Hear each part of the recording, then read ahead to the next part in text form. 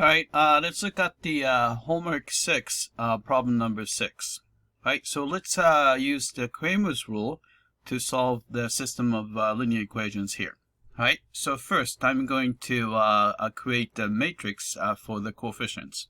So I'm going to call it A. So here it's going to be A is equal to, and then we can just enter row by row. So first row is going to be 1, comma, negative 2, comma, 0.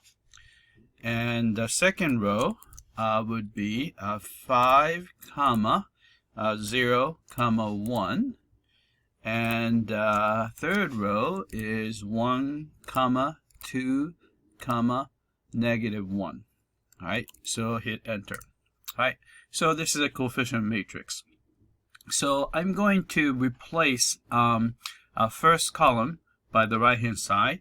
So I'm going to call it A sub x or something like that, and this is equal to. All right, so first row is going to be 4 because the right hand side is 4 right there.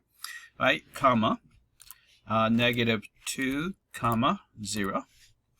And the second row would be negative 15, comma, 0, comma, 1. Right, then the last one is 3, comma, 2, comma, negative 1. Then hit enter. So you can see that it's the same matrix except that the first column is replaced by the right hand side. So I'm going to call the next one A sub y, right? Then this is equal to, right? So first column, first row is going to be 1, comma, 4, comma, 0.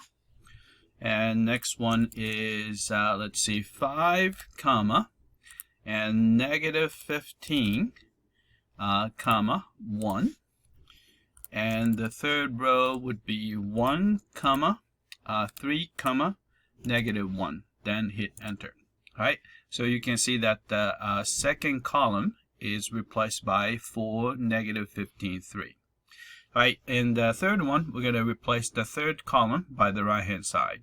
So I'm going to call it the A sub z, right, is equal to.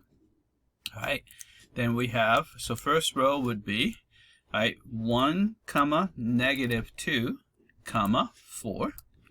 Right, second row would be 5, comma, 0, comma, negative 15. And the third row would be 1, comma, 2, comma, 3. And then hit enter. All right, so we have that. All right, so to find the x value, all you have to do is determinant of A sub x over determinant of A. So let's find that. So it's going to be determinant of a matrix. So A sub x divided by, and determinant of A, right? Then hit enter. So this is going to be an x value. Right, so x value is going to be negative 8 over 7. Right, then if you want to find the y value, so we do pretty much the same thing. So you have a determinant of, oops, shoot, that's not what I want. All right, so determinant of A sub y, right, and then divided by determinant of A, right, then y value is negative 18 over 7, and then last one is the determinant of A sub z, and then divided by determinant of A, right? So this is the z value. So the solution of this linear system of linear equation is negative 8 over 7, comma, negative 18 over 7, comma, negative 65 over 7. Right? So by knowing how to find determinants, we can solve the system of linear equations using Cramer's rule. All right, that's it.